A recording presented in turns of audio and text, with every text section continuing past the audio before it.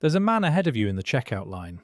Faded polo, jeans that have been washed a few hundred times, shoes from a discount store bought years ago. He walks out to a 2013 Camry with a dent in the rear bumper.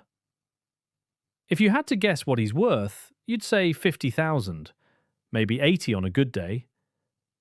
You'd be off by about 4 million.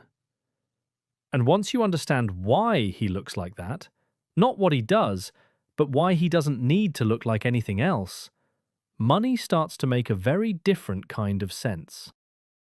Here's what nobody explains growing up. The people posting the rooftop dinners, the leased German cars, the bags with the logo facing the camera. A lot of them are one missed paycheck from panic.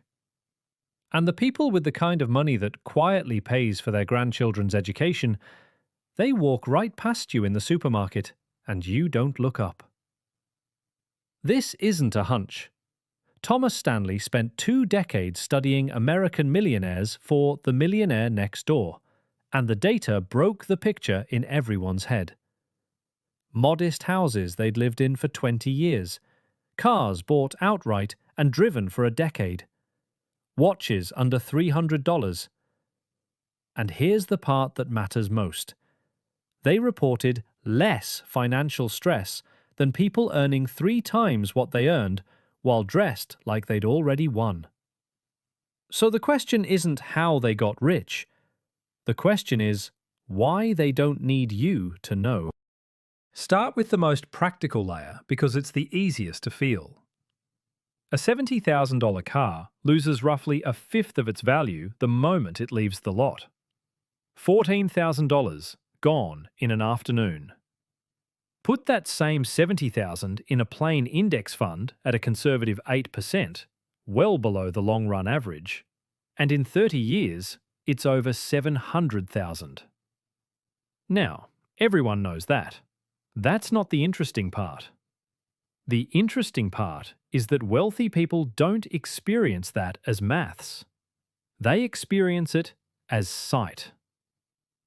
When they look at a designer watch, they don't see jewelry.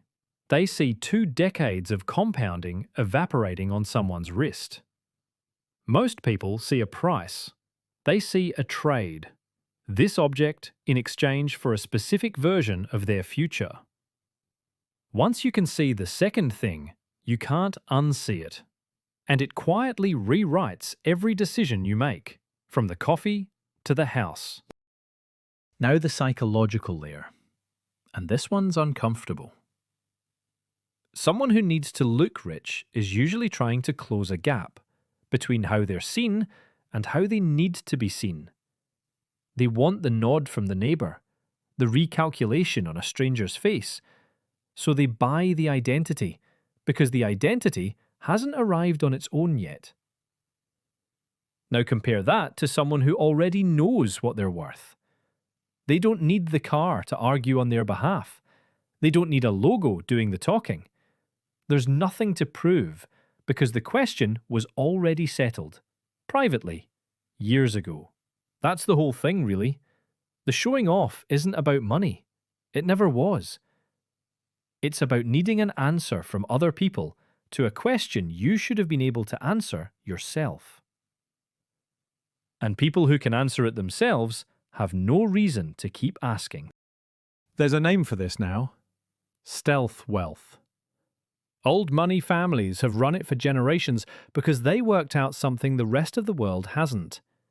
Visible wealth attracts problems. Lawsuits find you. Relatives you've never met remember your name. People with a pitch put you on a list.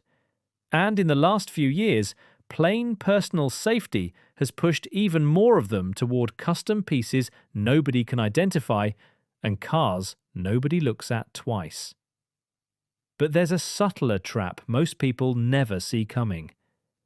Every signal you send raises the floor of what's expected of you. Permanently. The nicer car creates the expectation of the nicer holiday, which creates the expectation of the nicer house, and suddenly you're living inside a version of yourself you can't step out of without it feeling like failure. You didn't buy a lifestyle. You took out a mortgage on an identity. Millionaires avoid that trap by never walking into it. They keep their life deliberately under their means, which buys them the one thing no high spender ever gets: room to breathe. And here's the one that rewires people once it lands. A high income is not wealth. This is where most people get quietly destroyed. They see someone pulling $400,000 a year and assume they've made it. But income is water moving through a pipe. Wealth is what's left in the bucket. Plenty of people earning $500,000 are one bad quarter from collapse, because every dollar went into looking like someone who'd already arrived. Meanwhile, a school teacher who put 15% of every paycheck into index funds for 35 years ends up with $2 million, no debt, and complete ownership of their own time. And no, this doesn't mean they never spend. They buy shoes that last 15 years instead of 5 pairs that die in 2. They spend on their health because no amount of money returns a body you ignored.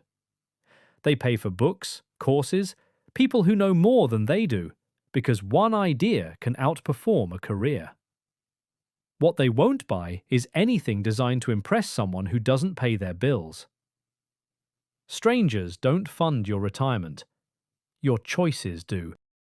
So if you're not where you want to be, there's a real chance you've been playing a game nobody explained the rules of. Trying to look successful before being successful. 2 roads, completely different destinations. One ends with a wardrobe you're still paying off and a number in an account that keeps you awake. The other ends with a Tuesday morning that feels exactly like a Saturday. 3 things if you want the second one. 1. Stop spending to impress people who stopped thinking about you the moment you walked away. Nobody remembers your car. That approval was never real. 2. Before anything over $100, run the number forward. Ask what it becomes in 30 years if you don't spend it. 3. Track your net worth monthly. It's the only number that tells you the truth.